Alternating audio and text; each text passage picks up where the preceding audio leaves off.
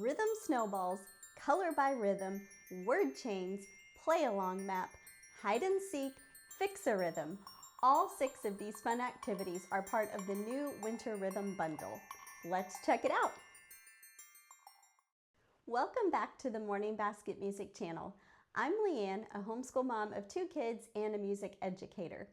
As we're now entering the season of winter, I know we're all looking for ways to kind of mix things up in the school year and make it fresh and exciting as we enter this new season. I'm really excited to give you guys a sneak peek inside this new rhythm bundle.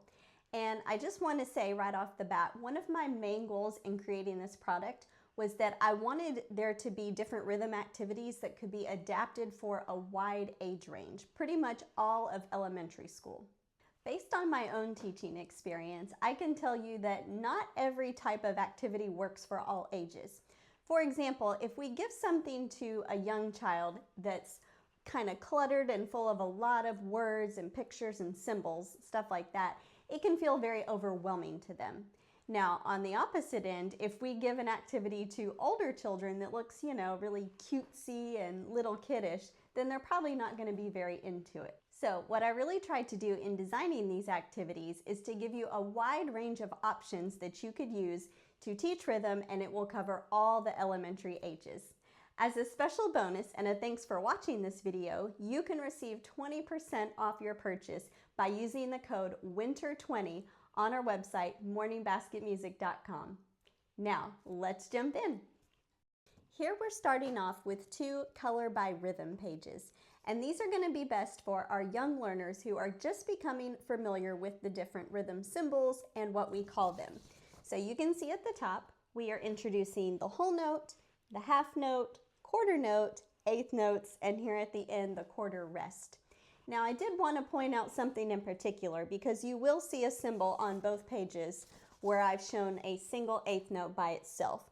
This is a little bit advanced for young children to start learning because in terms of counting rhythms, we won't introduce that until a little bit later in elementary school, but I think it's perfectly fine for them to see the symbol, know what it's called, and just become familiar with it right now. It also could be good practice to have them flip their page over after they've colored the picture and practice drawing some of those rhythms themselves. Again, we can name what the rhythm is called, we can talk about how many beats we count for each rhythm. And best of all, we're going to get 2 beautiful pictures at the end. Next up, we have creating a winter rhythm word chain, and this is the template that you're going to get as part of this bundle. It does come with a set of instructions for the teacher on how to introduce a word chain, but I'm also going to put a link to a video right here where I explain the entire process from start to finish. Basically, we're asking our students to brainstorm and think about some different themed words that they can fill in on their template. So for winter, it could be things like snowball, snowman, sledding, stuff like that. After they write their words in the chart, you're also going to have them clap and say the words out loud so they can practice drawing the corresponding rhythms. Once the entire word chain is complete, I also outline 3 different things that you can do with your word chain. Practice speaking it aloud, practice clapping the rhythms or putting some type of body percussion with it, and finally playing your word chain on instruments. You can even turn it into a type of game if you want to. And again, check out that word chain video where I explain the rules for the game. Word chains are really great to fit a variety of ages, and I have used this tool many times because if we're teaching it to younger children who are just learning rhythms for the first time, we can draw something like this up on the board and we can kind of do it as a collaborative activity, and we're helping them to hear and clap the rhythms out loud and know which symbols to draw. But if you're using this with older children who already have more experience doing this type of thing, you can almost use it like a type of assessment. Are they able to hear the rhythms that they're writing down and draw the correct symbols?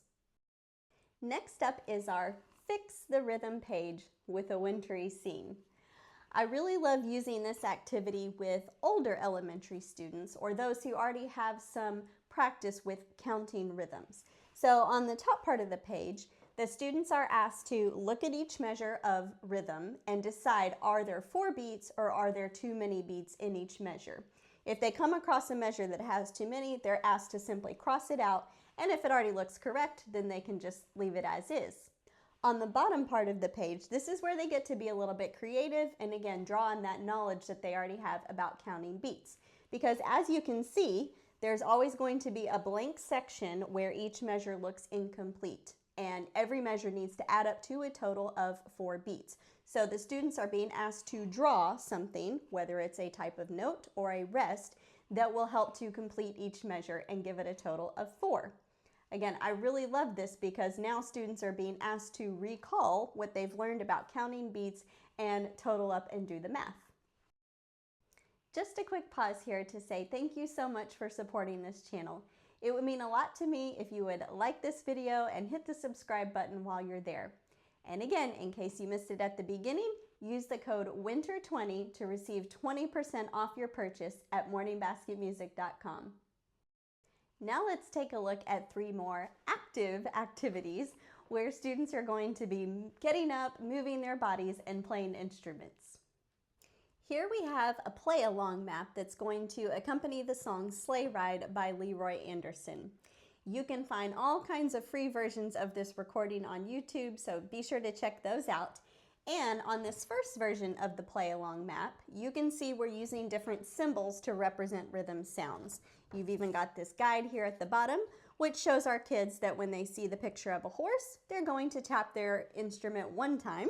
When they see the 2 snowflakes, they're going to tap 2 faster sounds.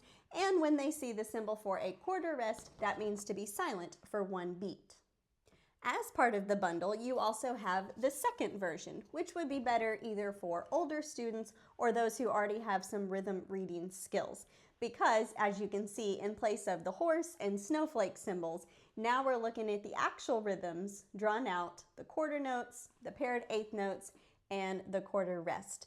But the entire song is going to sound the same whether you choose the picture icon version or whether you're reading the actual rhythm symbol map.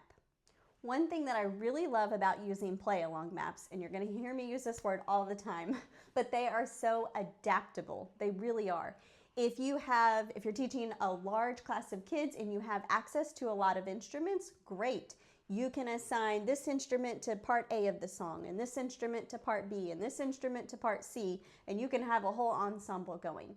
On the other hand, maybe you're just doing this with 1 kid at home and you're like, I don't own any of these fancy instruments. That's fine too. This can all be done by playing body percussion sounds. So maybe it's assigning clapping for part A of the song, snapping for part B, and stomping for part C. Get creative, even try out some homemade instruments and see what you can use to accompany the song. Next up is our rhythm hide and seek game. So there are 2 parts to this that you will need to print and cut out. The first are your rhythm label cards that look like this. So I think you've got 5 different options here. You'll want to cut them out and then lay them out across the floor or the table. The other piece is the actual picture cards, and they each have a word on them. Now notice it's only the picture and the word. I didn't draw the rhythms on here because that would be cheating, obviously. So we're going to spread these out, hide them all around the room, and they each have some type of wintry word on them. But once you've given your students time to search around and find the different cards, now comes the really fun part. You are going to help the kids clap these words out loud and decide how many rhythm sounds they hear. For example, they find the picture of the cute little polar bear. All right, let's clap that together. I hear polar bear. Polar has 2 rhythm sounds, 2 eighth notes. Bear has 1 rhythm sound or a quarter note. So your students will find the appropriate rhythm label and they're going to sort the different cards that they found. Last but certainly not least, we've come to the Rhythm Snowballs game. And I'm going to show you 2 different variations of the game. The first is if you're playing with a group of students, and then the second is for an individual player. So what you're going to need for the game are 3 different buckets, or maybe you've got laundry baskets, something for kids to toss their snowballs into. You can see here for the group game, I have given each bucket a label with a quarter note, a half note, and a whole note. It not only shows how many beats they get, but these are also going to be how we win points in the snowball game. So you're going to divide your students into 2 teams or more, depending on that, and they need something that they're going to throw in the different rhythm buckets. It works great to just use recycled paper because we can recycle them again when we're finished. Maybe they even want to crumple up some of their old worksheets or tests, hint, hint. But essentially what you'll do is set a 1-minute timer for each team to take their turn. So let's say they're lined up here behind a line on the floor, and probably to make it a little bit more difficult, you'll want to push the whole note back further, put the half note in the middle, and have the quarter note closest to the people throwing the snowballs, just to make it a little bit more challenging for them. So when they get their 1-minute timer set, you are giving them 60 seconds to toss as many snowballs as they can that are going to land in the different rhythm buckets. When the time is up, you need to get all the kids together on that team to help total up the points. So this is where we're really working on our rhythm counting skills. Let's say that they made 1 snowball in each bucket. Okay, we're going to total up 4 points, plus 2 points, plus 1 point, and we will see which team wins at the end. Now, to show you a different variation of the rhythm snowballs game, this is going to be better to either play with an individual child or maybe just a small group of kids. And we can still break them into teams, it's just going to require taking more turns. So they're not asked to work against the clock this time. They're going to be asked to listen and identify the correct rhythm that they hear you clapping out. The way this works is the child whose turn it is to play is going to have 3 different rhythm options. This one says ta, ta, ti, ti, ta. This one says ta, ta. And the last one, ta, ti, ti, ta, shh. Now, if you buy the rhythm bundle, it does come with several different options, so you can alternate which choices you give them each time. The child will be asked to turn around, not facing the buckets, and listen for which of the 3 rhythms the teacher is going to clap.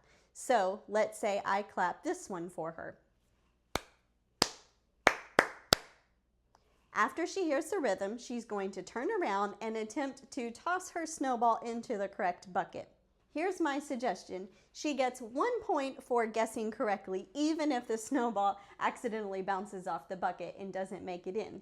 But that child can earn a bonus point if their snowball also makes it in the bucket, because obviously we want to incentivize them getting the correct answer. I hope this video has given you some new, fresh ideas of how you can incorporate rhythm into your lessons this season. Be sure to check out the video description where I'm putting links to all the different activities that you saw today. And until next time, happy music making!